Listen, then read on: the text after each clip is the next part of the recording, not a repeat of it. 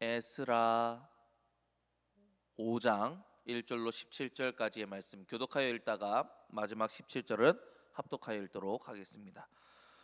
선지자들 곧 선지자 학개와 이도의 손자 스가랴가 이스라엘의 하나님의 이름으로 유다와 예루살렘에 거주하는 유다 사람들에게 예언하였더니, 이에 스알디엘의 아들 수룹바벨과 요사닥의 아들 예수아가 일어나 예루살렘에 있던 하나님의 성전을 다시 건축하기 시작하매 하나님의 선지자들이 함께 있어 그들을 돕더니, 그때에 유브라데강 건너편 총독 다뜨네와 스달보스네와 그들의 동관들이 다 나와 그들에게 이르되, 누가 너희에게 명령하여 이 성전을 건축하고 이 성곽을 마치게 하였느냐 하기로, 우리가 이 건축하는 자의 이름을 아뢰었으나 하나님이 유다 장로들을 돌보셨으므로 그들이 능히 공사를 막지 못하고 이 일을 다리오에게 아뢰고 그 답장이 오기를 기다렸더라. 유브라데 강 건너편 총독 다뜨네와 스달보스네와 그들의 동관인 유브라데 강 건너편 아바삭 사람인 다리오 왕에게 올린 글의 초보는 이러하니라. 그 글에 일렀으되, 다리오 왕은 평안하 없어서 왕께 아뢰옵나이다. 우리가 유다 도에 가서 지극히 크신 하나님의 성전에 나아가 본즉 성전에 큰 돌로 세우며 벽에 나무를 얹고 부지런히 일함으로 공사가 그 손에서 형통하옵기에 우리가 그 장로들에게 물어보기를, 누가 너희에게 명령하여 이 성전을 건축하고 이 성곽을 마치라고 하였느냐 하고, 우리가 또 그 우두머리의 이름을 적어 왕에게 아뢰고자 하여 그들의 이름을 물은즉 그들이 우리에게 대답하여 이르기를, 우리는 천지의 하나님의 종이라. 예전에 건축되었던 성전을 우리가 다시 건축하노라. 이는 본래 이스라엘의 큰 왕이 건축하여 완공한 것이었으나 우리 조상들이 하늘에 계신 하나님을 노엽게 하였으므로 하나님이 그들을 갈대아 사람 바벨론 왕 느부갓네살 손에 넘기심에 그가 이 성전을 헐며 이 백성을 사로잡아 바벨론으로 옮겼더니, 바벨론 왕 고레스 원년에 고레스 왕이 조서를 내려 하나님의 이 성전을 다시 건축하게 하고, 또 느부갓네살이 예루살렘 하나님의 성전 안에서 금 은그릇을 옮겨다가 바벨론 신당에 두었던 것을 고레스 왕이 그 신당에서 꺼내어 그가 세운 총독 세스바살이라고 부르는 자에게 내주고, 일러 말하되, 너는 이 그릇들을 가지고 가서 예루살렘 성전에 두고 하나님의 전을 제자리에 건축하라 하매, 이에 이 세스바살이 이르러 예루살렘 하나님의 성전 지대에 놓았고 또 그때로부터 지금까지 건축하여 오나 아직도 마치지 못하였다 하였사오니, 함께 읽습니다. 이제 왕께서 좋게 여기시거든 바벨론에서 왕의 보물 전각에서 조사하사 과연 고레스 왕이 조서를 내려 하나님의 이 성전을 예루살렘에 다시 건축하라 하셨는지 보시고, 왕은 이 일에 대하여 왕의 기쁘신 뜻을 우리에게 보이소서 하였더라. 아멘. 자, 성전 공사가 16년째 멈춘 상황에서 이제 선지자 학개와 스가랴는 하나님의 이름으로 성전 공사 재개를 선포합니다.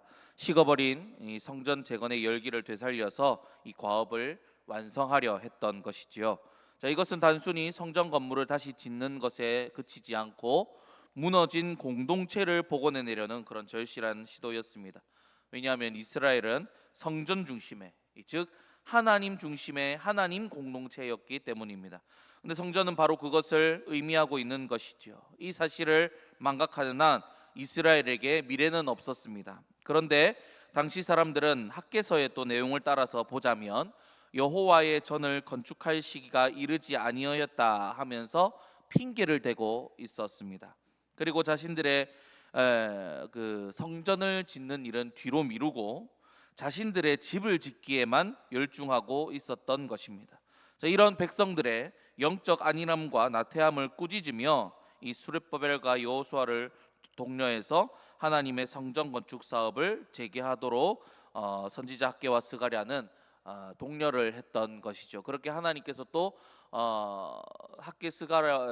학개와 스가랴 선지자에게 스가랴를 통하여서 또 말씀하셨습니다. 너희가 언제까지 이렇게 있겠느냐? 어서 이 성전을 건축하라라고 하나님께서 일러 주신 거죠. 그렇게 수르바벨과 예수아는 이 말씀에 응답하여서 성전 재건 작업을 재개합니다.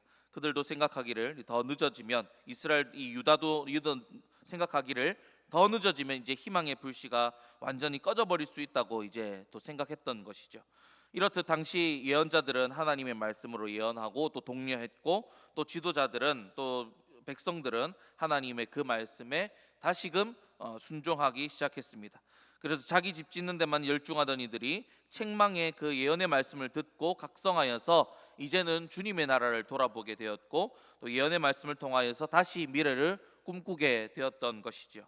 자, 그런데 성전 재건 사역이 다시 시작되자 유브라데강 건너편 총독인 다뜨네 일행이 찾아와서 공사 재개의 배경을 묻습니다. 책임자를 추궁하면서 공사를 중단시키려던 그런 방해의 의도였던 것이죠.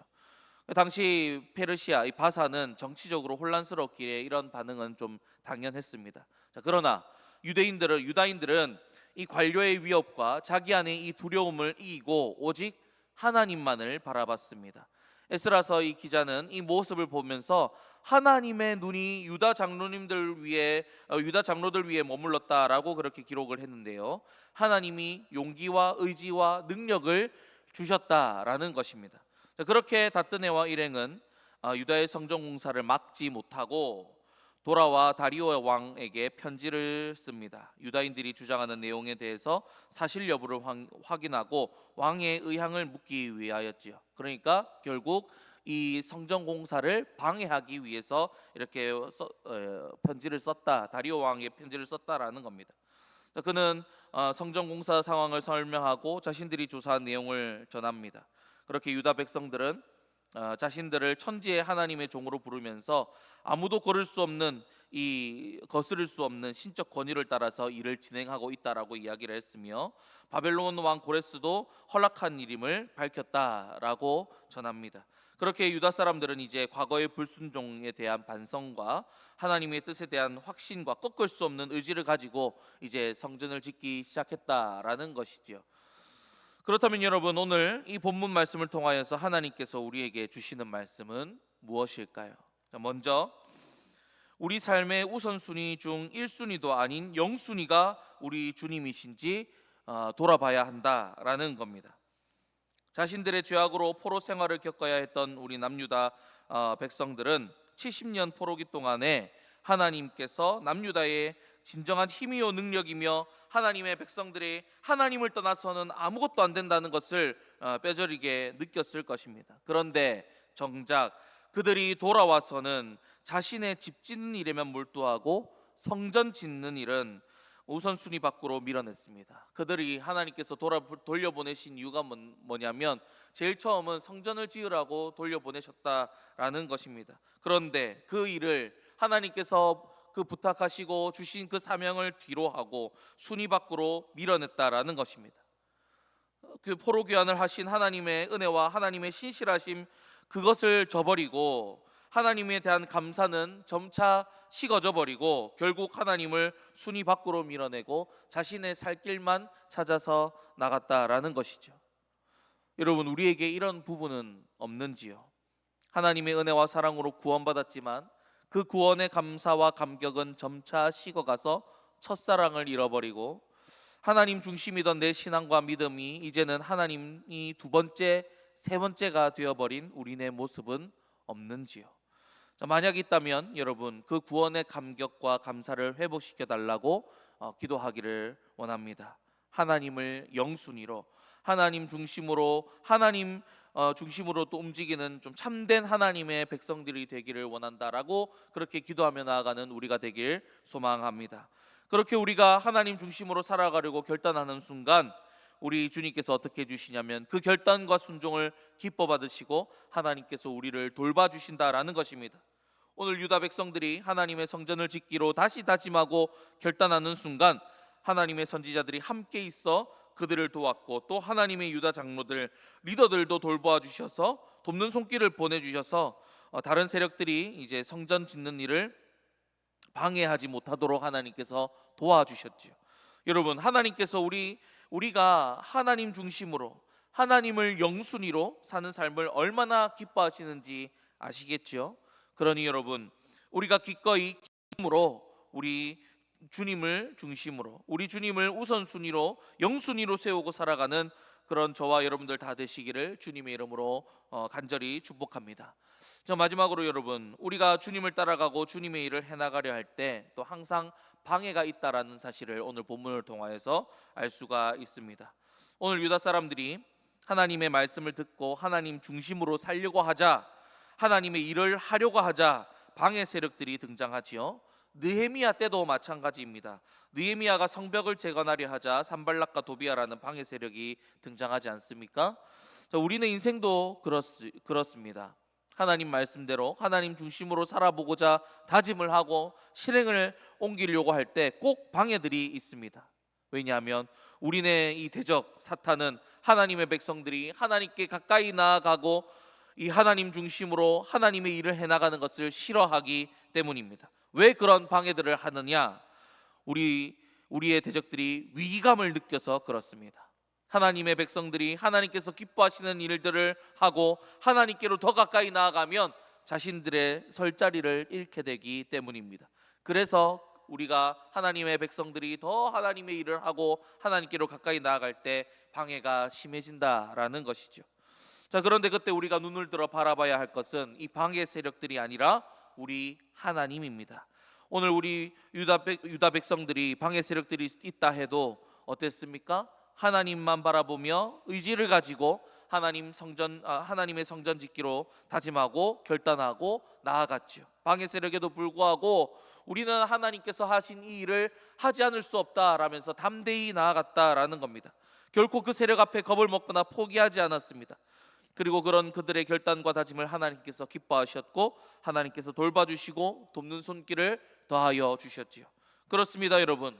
우리가 하나님 중심으로 살려고 할 때 여러 가지 방해들이 있고 유혹들이 있을 것입니다. 그러나 그때 우리가 겁을 먹거나 포기하고 주저앉을 것이 아니라 하나님께서 내 다짐과 내 결단을 기뻐하시고 나에게 돕는 손길을 주시고 나를 돌보아 주실 것이라는 믿음으로 하나님께서 이 영순위로, 하나님을 영순위로 사는 삶, 하나님 중심으로 사는 삶을 살아가게 해주실 것이다, 이 삶을 기뻐하실 것이다 하는 이 믿음으로 담대하게 이 믿음의 길을 걸어가는, 하나님 중심으로 살아가는 이 삶을 담대하게 걸어가는 저와 여러분들 다 되시기를 주님의 이름으로 축복합니다.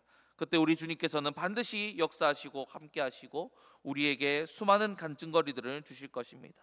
오늘 유다 사람들에게도 하나님께서 돕는 손길을 주신 것과 돌보주심을 주셨지요. 그리고 유다 사람들은 그것을 간증하여 기록하여 남기지 않았습니까? 그렇게 그들이 기록하여서 대대로 사람들에게 간증하였던 것처럼 우리도 이런 믿음의 간증들을 더하여 주실 줄 믿고 하나님 중심으로 하나님을 영순위로 살아가는 삶을 살기로 다짐하고 결단하는 오늘 이 새벽 다 되시기를 주님의 이름으로 간절히 축복합니다. 기도하겠습니다. 이 시간